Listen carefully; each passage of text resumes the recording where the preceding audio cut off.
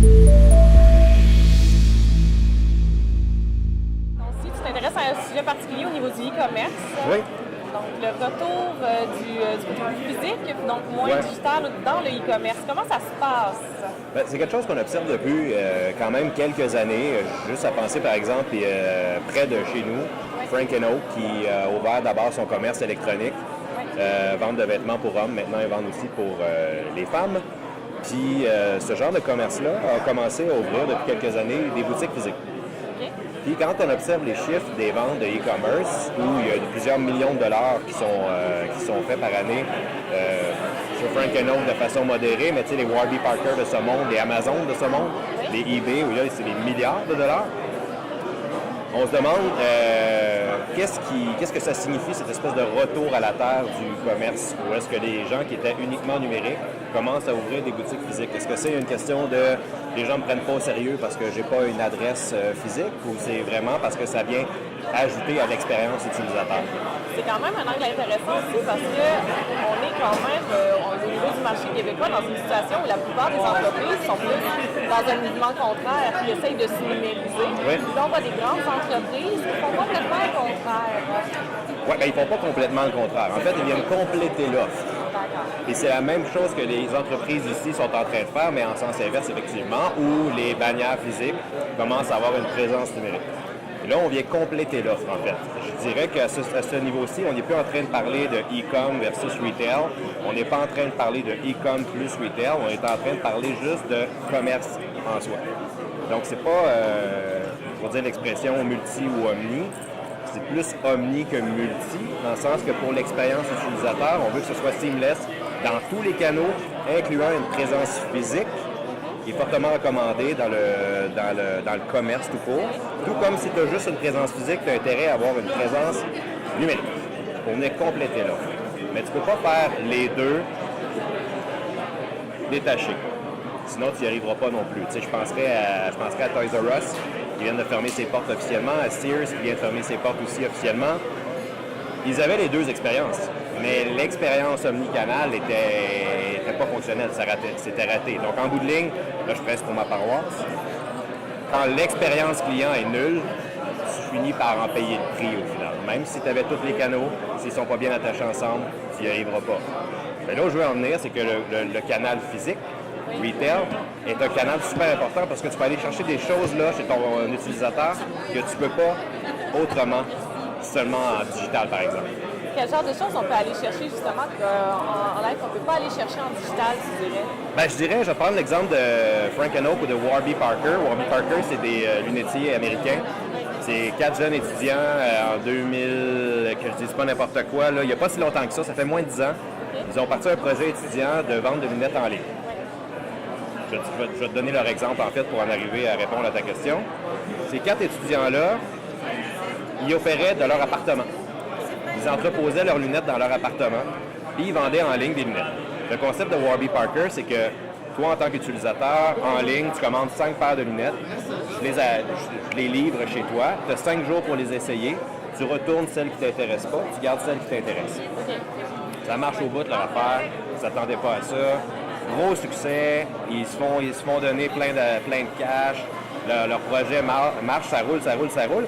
Mais ils recevaient beaucoup de commentaires, les utilisateurs, où est-ce qu'ils vivaient des frustrations en disant, tu sais le concept, moi là, ça me prend 15 paires de lunettes avant de trouver la bonne. Fait que là, il faut que je commande 3 fois pour espérer trouver la bonne paire. Y a-t-il un endroit où je peux aller où il y a toutes tes lunettes, puis je peux les essayer tranquillement dans cet endroit-là? À force de recevoir ce commentaire-là, ils se sont dit, OK, on va le faire. On n'a pas de place. Donc, qu'est-ce qu'ils ont fait? C'est qu'ils ont ouvert leur appartement pour un week-end ou 2. Ils ont invité les gens à venir, puis ça a été un banc d'essai. Ils se sont dit, on va voir si ça pogne ou pas. Puis, ce qui est arrivé, c'est qu'il y avait des line-up. Les gens pensaient qu'il y avait un show rock dans leur appartement. C'était hyper populaire. Puis, le fonctionnement, c'était super simple. Eux, il y avait leur inventaire dans leur appartement. Donc, ils disaient aux gens, essaye toutes les lunettes que tu veux. Puis, avec l'app Warby Parker, achète ta paire de lunettes, puis pars avec, tu sais. Puis, ils se sont dit, bien, finalement, il faudrait qu'on ouvre des magasins. Mais il faudrait qu'on ouvre des magasins, pas de n'importe quelle façon, et pas juste pour vendre des lunettes. C'est là la partie où est-ce que la partie digitale a de la difficulté à performer, c'est au niveau de l'expérience. C'est au niveau de l'image de marque de ton entreprise. Warby Parker ont eu l'intelligence de développer une expérience en soi quand tu rentres dans le magasin. Le look and feel de la place. Ça donne une certaine idée de la marque. C'est prestigieux, c'est clean, c'est lean. Il y a un edge dans la boutique. Il y a un edge dans la boutique. À l'intérieur, il y a des gens qui sont là pour t'aider, qui sont super avenants. Tout ça fait en sorte que ton expérience de marque par rapport à Warby Parker est hyper positive. Puis eux, ils ont des chiffres qui viennent les montrer, puis ils sont super contents de le dire, que leur boutique physique font en sorte qu'ils vendent beaucoup plus en ligne qu'ils le faisaient avant. Donc, c'est une bonne façon de compléter ton expérience de e-com afin de faire en sorte d'augmenter tes ventes e-com. Mais tu vois, ça, dans le cadre de cet exemple-là, je trouve ça très bien, facile à l'imaginer. C'est un marché qui est très concret, ils vendent un produit et tout. Tantôt, tu parlais d'Amazon. Ouais. Comment ça s'applique dans le cadre où est-ce que non seulement tu as des multiples produits, mais tu as des multiples vendeurs? Comment tu fais pour appliquer ce genre de philosophie-là? Amazon, c'est aussi très wise ce qu'ils sont en train de faire à plusieurs niveaux.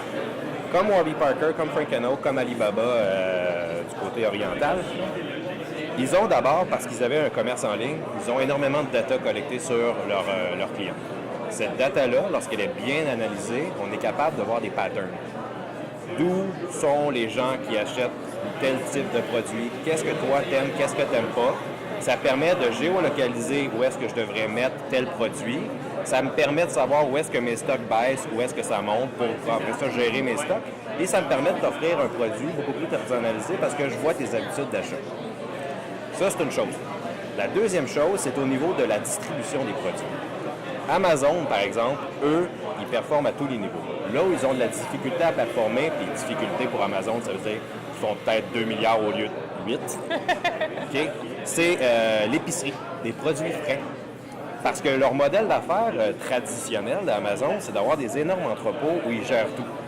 Mais parfois, la distance entre un entrepôt et un client est de plusieurs centaines, voire milliers de kilomètres. Fait que ton petit céleri que tu achètes sur Amazon, là, quand il arrive chez vous, la difficulté de le garder frais, c'est tough. Ça coûte cher, ça prend de la technologie. Donc, ce qu'ils ont fait, eux, dans ce cas-ci, ils ont acheté toutes les épiceries Whole Food, 476 bannières à travers les États-Unis et le Canada, pour vendre sur place, évidemment, pour après ça collecter de la data sur place, voir les habitudes des gens, où est-ce que les allées se vident, qu'est-ce qui se vend, qu'est-ce qui se vend pas, mais aussi pour rapprocher les points de distribution. À partir du moment où tu as un Whole Food dans ton quartier, c'est pas mal plus facile de commander de la bouffe sur Amazon et d'avoir une bonne qualité de produit parce qu'il était juste là. La distance est beaucoup plus courte. Penses-tu que les amis qui vont se développer dans plus ce côté sensoriel, peut-être? Parce que tantôt, tu parlais justement d'essayer les lunettes. Il y a quelque chose par rapport au fait d'essayer la lunette, de la toucher, de la voir en vente. C'est encore plus vrai dans le cadre de l'épicerie où est-ce qu'on a besoin de voir le produit, de l'observer. Est-ce que la pomme que je vais acheter, est-ce qu'il y a une poque, est-ce qu'elle a été manipulée, est-ce qu'elle est belle et tout? Donc, il y a toute une expérience sensorielle autour de ça. Comment je pense que ça peut venir s'inscrire dans... Ça s'inscrit super bien. J'ai 2 exemples à te donner. Toujours du côté d'Amazon, ils commencent à ouvrir des librairies. Amazon, au tout début, était reconnu pour être le librairie killer numéro 1. Ils vendaient tous les livres en ligne, à bas prix. Toutes les librairies commençaient à chialer. Il y en a plusieurs qui ont commencé à fermer. Il y en a d'autres qui ont dû revoir leur modèle d'affaires. Eux, ils ont commencé à ouvrir leur propre librairie, toujours basée sur le data qu'ils ont pour savoir quoi mettre sur les tablettes, mais après ça aussi pour pouvoir permettre aux gens de toucher les produits qu'ils ont, comme les Kindle, les readers. C'est un objet qui est encore aujourd'hui, il est assez populaire, mais qui est bien marginal dans l'esprit de bien des gens, de dire voir que je veux lire mon livre dans un écran. Je n'ai pas d'intérêt. On va l'essayer, par exemple. La game va changer.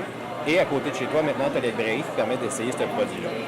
Donc, au niveau sensoriel, tu as ça, la possibilité de pouvoir toucher les choses que tu veux acheter. L'autre exemple que je veux te donner, c'est Alibaba. Alibaba, qui est l'équivalent d'Amazon chez les Chinois.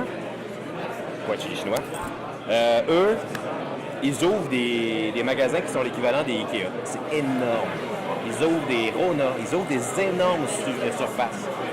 Mais à l'intérieur de ces surfaces-là, ils offrent quand même la possibilité aux gens qui n'ont pas accès, disons, au salon complet, au kit de salon complet, ils offrent des expériences de type VR, où tu peux te mettre tes lunettes et là, vivre l'environnement du salon tel que tu pourrais le voir si tu achetais les produits qui sont en vente. Donc, ça permet ça aussi que tu n'as pas nécessairement en ligne, de pouvoir aller sur place, vivre une expérience numérique, mais que tu ne pourrais pas vivre devant ton écran, par exemple. C'est intéressant ce que tu dis parce qu'en plus le VR, c'est quand même une technologie qui est dont l'utilité est un peu en train de se dessiner. Et ça serait une application intéressante pour justement éviter d'avoir à rapatrier tous les produits finalement. Ben, au final, c'est ça. Puis tu vas rapatrier juste ce qui est pertinent pour toi. Au lieu de bourrer les tablettes de choses que tu ne sais pas s'ils vont se vendre, mais maintenant, on est de plus en plus apte à savoir qu'est-ce qui se vend, qu'est-ce qui se vend moins. Le côté danger de ça, c'est que tu finisses par peut-être plus offrir des produits que certains individus ont besoin d'avoir, même s'ils ne sont pas nombreux. Mais j'ai pas encore vu quoi que ce soit à ce sujet-là de négatif. Penses-tu que ça va quand même, au niveau d'Amazon, tu vois, il y a aussi la notion qu'il y a plusieurs vendeurs aussi. Moi, je peux vendre sur Amazon, par exemple. Ouais. Penses-tu qu'éventuellement, c'est quelque chose qui va se démocratiser, qui va faire que ça va être des choses accessibles un peu pour les vendeurs, les boutiques qui veulent s'inscrire? Je pense que Amazon devient, dans ce cas-ci, un aidant pour ta boutique. Il y en a qui vont vendre exclusivement via Amazon. Il y en a d'autres qui vont avoir des boutiques. C'est à toi de faire ton bout de chemin, je pense, pour essayer de faire une expérience cohérente entre Amazon et ta boutique physique, en utilisant les moyens qu'Amazon met à ta portée, en utilisant les moyens que toi, tu as avec ta boutique. Mais c'est à peu près tout ce que je peux te dire à ce sujet-là. Je pense qu'il me manquerait un petit peu d'informations pour rentrer plus dans le détail, à savoir si est-ce que Amazon a des initiatives qui vont dans ce sens-là. Je sais que Google a des initiatives qui vont dans ce sens-là. Avec les AdWords, etc., eux, ils vont dire, si tu as un commerce, viens faire affaire avec nous. J'ai un modèle d'affaires déjà tout pensé pour toi en ligne. Ça s'appelle Google Market, c'est ça? Il faudrait, attention, là, vérifier vos sources. Mais eux, c'est ça. Ils offrent une espèce de portfolio complet pour les gens qui ont des commerces, qui veulent soit vendre juste en ligne ou avoir un commerce physique en plus, puis créer une sorte d'expérience omnicanale complète. Amazon, je ne sais pas s'ils sont là-dessus.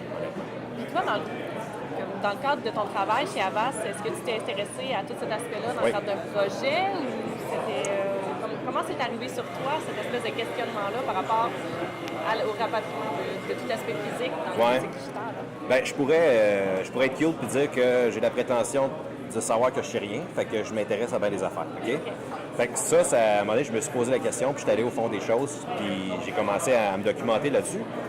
La deuxième volet à ma réponse, c'est de dire que quand je travaille chez Havas, nous, on est une agence 360. Ça sonne cliché ce que je dis là, mais on touche autant l'affichage traditionnel, la publicité et le volet numérique. Quand j'ai décidé d'aller travailler chez Havas, c'était parce que je croyais beaucoup au modèle complet d'expérience client. L'expérience utilisateur aussi, évidemment.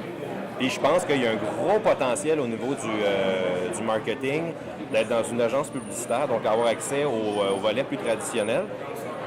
D'avoir en plus quelque chose comme la Maison W qui, eux, se concentrent sur l'expérience physique, la décoration de boutique. La décoration de boutique, ça a l'air banal ce que je dis là, mais ils vont penser à l'expérience à l'intérieur aussi d'un magasin. Donc, tu as la publicité traditionnelle, la vidéo, les posters, tu as évidemment la publicité en ligne, tu as la présence physique aussi qui est optimisée, puis tu as de l'autre côté, tu as tout le volet expérience client qui est plus dans ma talle avec mon équipe. Donc, ça, cet environnement-là, évidemment, ça encourage la culture de s'intéresser à ça. Puis de toujours essayer de voir ce qui se fait ailleurs, pour après ça aller voir nos clients et leur dire « Hey, savez-vous, on pourrait faire ça pour vous autres. » Ça serait malade. Puis on sait comment faire, évidemment. Tu as toutes finalement les ressources à l'interne pour... On a tout ce qu'il faut dans la place.